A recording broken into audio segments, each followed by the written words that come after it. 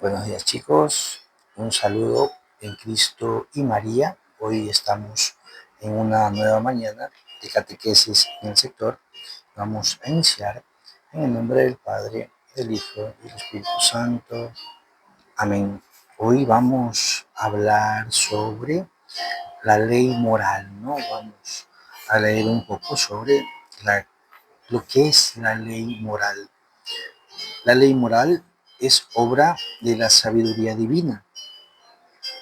Prescribe al hombre los caminos y las reglas de conducta que llevan a la bienaventuranza prometida y prohíbe los caminos que apartan de Dios. Miren, ¿no? Como la ley moral no es algo creado por el hombre, ni pensado por el hombre, ¿no?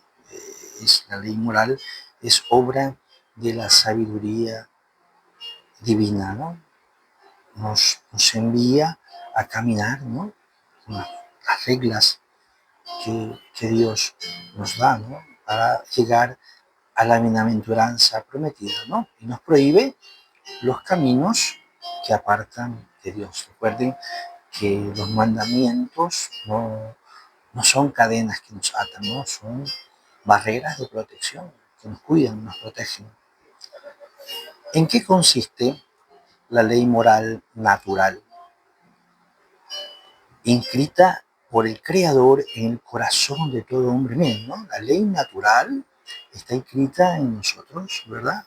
Dios pone esa ley natural, moral, en todo hombre, ¿no? Consiste en una participación de la sabiduría y bondad de Dios y expresa el sentido moral originario que permite al hombre discernir el bien y el mal mediante la razón. Entonces, está escrita por Dios en nosotros, la ley natural, es decir, es algo que ya llevamos nosotros como participación de la sabiduría de Dios, ¿no? Recuerde que somos creados a imagen y semejanza de Dios. Entonces, tenemos esa participación de su sabiduría, de su bondad también, ¿no? Y que expresa el sentido moral originario, ¿no? Como Dios quiso que seamos, ¿no? Y permite al hombre discernir el bien y el mal mediante la razón. Es decir, mi fe ilumina la razón. Eso es lo que siempre enseñamos, ¿no? Que la fe ilumina la razón. Y es la razón por medio de la cual yo me doy cuenta del bien y del mal. La ley natural es universal e inmutable, es decir, es para todos y es inmutable, no cambia, no cambia. La ley natural no cambia. Y pone la base de los deberes y derechos fundamentales de la persona, de la comunidad humana y de la misma ley civil. Miren, la ley natural es la que pone las bases sobre los deberes y los derechos de las personas y de todas las comunidades, inclusive de la ley civil. La ley civil tiene como base la ley moral natural. ¿Son todos capaces de percibir la ley natural? Aquí vamos a ver qué causa que yo no perciba esa ley natural, el pecado. Miren, el pecado es el que evita que nosotros podamos percibir esa ley natural, ¿verdad? El pecado, así como vimos en el tema de la gracia, como la gracia, ¿qué rompía la gracia con Dios? La comunión con Dios, el pecado. Es el pecado el que rompe la gracia y es el pecado que no te deja percibir pues la ley moral natural. A causa del pecado, no siempre ni todos son capaces de percibir en modo inmediato y con igual claridad la ley natural, ¿verdad?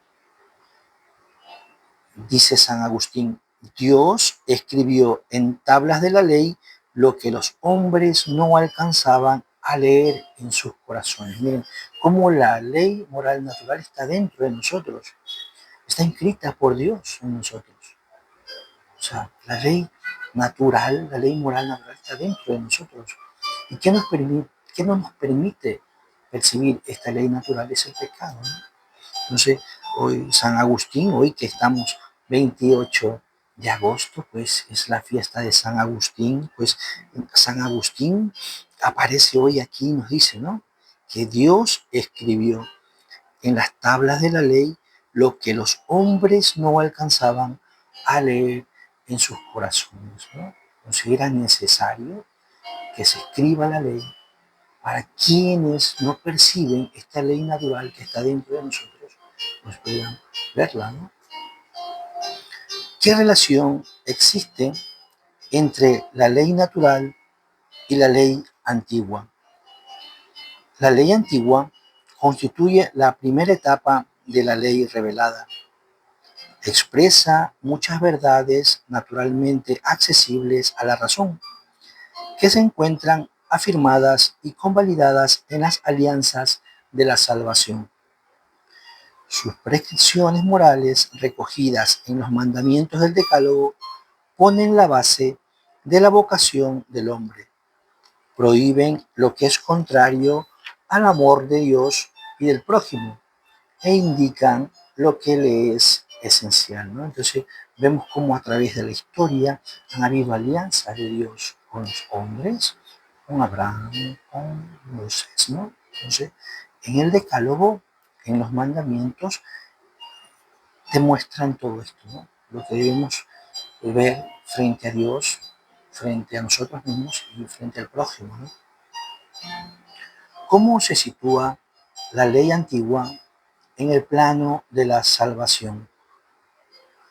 La ley antigua permite conocer muchas verdades accesibles a la razón, señala lo que se debe o no se debe hacer y sobre todo cómo un sabio pedagogo prepara y dispone a la conversión y a la acogida del Evangelio.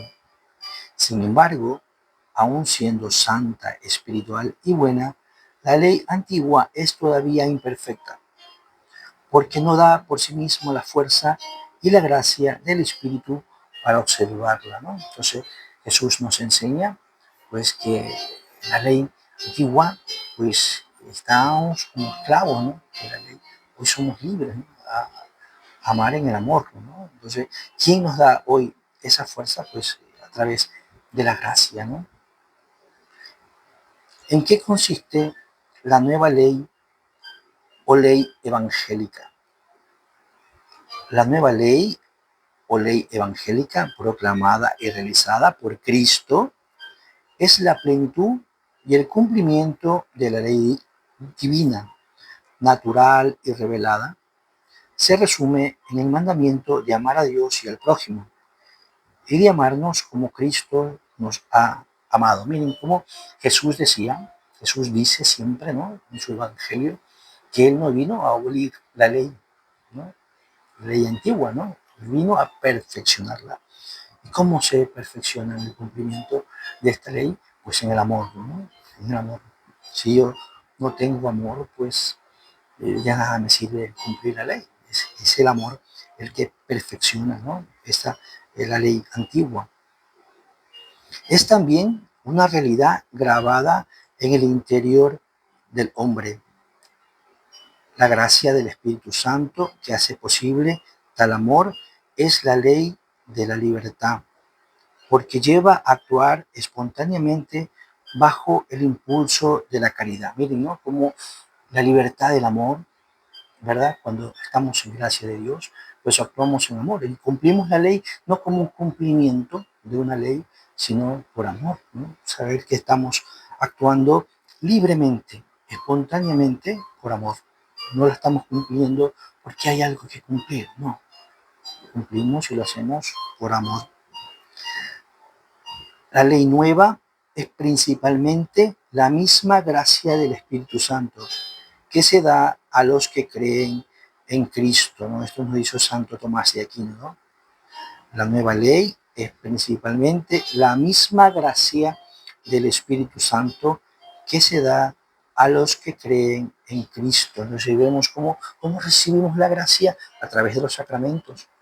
¿no? A través de los sacramentos, pues recibimos la gracia de Dios, ¿no? Lo importante que es cumplir la ley, pero con el amor, ¿no?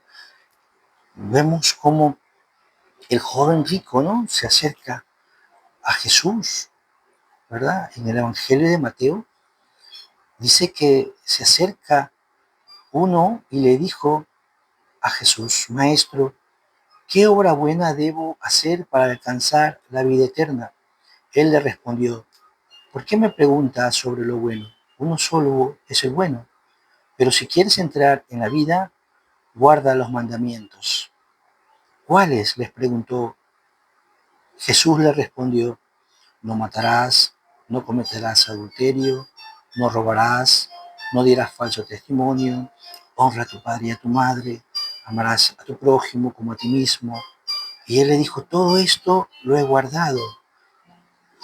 ¿Qué me falta aún? Jesús le respondió, si quieres ser perfecto, anda, vende tus bienes y dáselo a los pobres, y tendrás un tesoro en los cielos. Luego ven y sígueme. Al oír el joven estas palabras, se marchó triste, porque tenía muchas posesiones. Miren, ¿no? La perfección del mandamiento. La perfección del mandamiento es el amor y Jesús nos lo enseña, ¿no? La perfección de los mandamientos es el amor. Si tú no estás dispuesto a sacrificarte, a sacrificar todo lo que tienes, de nada te sirve cumplir los mandamientos. Entonces, el cumplir todo esto, eh, Jesús, pues, no es que le quita mérito al cumplir los mandamientos, ¿no? Te pide que vayas más allá, hacia la perfección del amor, que estés dispuesto a dar todo, a dar todo por el próximo, por tu hermano, ¿no? Entonces, ese es la perfección del amor que te da la gracia que recibimos a través de Cristo. ¿Dónde se encuentra la nueva ley? La ley nueva. La ley nueva se encuentra en toda la vida y la predicación de Cristo y en la catequesis moral de los apóstoles. El sermón de la montaña es su principal expresión, ¿no? A veces no entendemos las bienaventuranzas, ¿no? A veces, ¿qué es eso de ser feliz? Pero el Señor nos enseña qué es la bienaventuranza, ¿no? Porque cómo el hombre puede ser feliz, ¿verdad? Cómo el hombre puede llegar a ser a esa bienaventuranza eterna, ¿no? Que todos deseamos llegar algún día, ¿no? Al ver Jesús a las multitudes, subió al monte, se sentó y se le acercaron sus discípulos. Y abriendo su boca les enseñaba diciendo, bienaventurados los pobres de espíritu, porque suyo es el reino de los cielos. Bienaventurados los que lloran, porque son consolados. Bienaventurados los mansos, porque heredarán la tierra. Bienaventurados los que tienen hambre y sed de justicia, porque quedarán saciados. Bienaventurados los misericordiosos, porque alcanzarán misericordia. Bienaventurados los limpios de corazón, porque verán a Dios. Bienaventurados los pacíficos, porque serán llamados hijos de Dios. Bienaventurados los que padecen persecución por causa de la justicia, porque suyo es el reino de los cielos. Bienaventurados cuando os injurien, cuando os persigan, y mintiendo digan contra vosotros todo tipo de maldad por mi causa. Alegraos y regocijaos, porque vuestra recompensa será grande en el cielo. De la misma manera persiguieron a los profetas de antes de vosotros. Miren cómo las bienaventuranzas, pues, eh, nos enseña a hacer eso, a ser feliz, ¿no? Y a proyectarnos, a pensar, y esa es nuestra esperanza, alcanzar algún día la bienaventuranza eterna, ¿verdad? Entonces, ¿qué es ser bienaventurado? Ser feliz. Y a veces la felicidad humanamente la entendemos mal, ¿no? Jesús nos enseña que bienaventurado es el pobre de espíritu, no te dice ser, no te manda Jesús a ser pobre materialmente, sino pobre de espíritu. El pobre de espíritu es aquel que teniendo, pues vive como que no tuviera y no teniendo vive como si tuviera, o sea, es feliz teniendo o no teniendo. Tenemos que ser felices, ¿no? Porque el Señor nos llama a ser bienaventurados, ¿no? Si nos persiguen por causa de nuestra fe, ¿verdad? Nos manda a ser mansos, ¿no? No a ser mensos, ¿no? A ser mansos nos manda a tener hambre y sed de justicia, ¿no? Vemos que la justicia es una virtud. Bienaventurado a ser misericordioso, ¿no? Cuánto nos cuesta perdonar, pero esa es la verdadera bienaventuranza, esa es la verdadera felicidad. Alcanzar, pues, que por la gracia de Dios lleguemos a entender esta ley moral natural que tenemos dentro de nosotros, que es simplemente, pues, un día alcanzar la bienaventuranza eterna, que podamos abrir nuestros ojos realmente a las realidades y más que todo, pues entender que cualquier ley civil, que cualquier ley que los hombres impongan, ya sea por ideologías, ya sea por pensamientos propios, ninguna ley civil puede estar por encima de la ley moral natural, porque esa está inscrita en nosotros por, por decisión divina. Solo tenemos que empezar a entender y a buscar por medio de la razón, pues, esta manera de cómo Dios quiere que vivamos, ¿no? Que nuestra Madre Santísima, que ella es la llena de todas las virtudes, pues nos siga protegiendo con su manto. En nombre del Padre, del Hijo, del Espíritu Santo. Amén.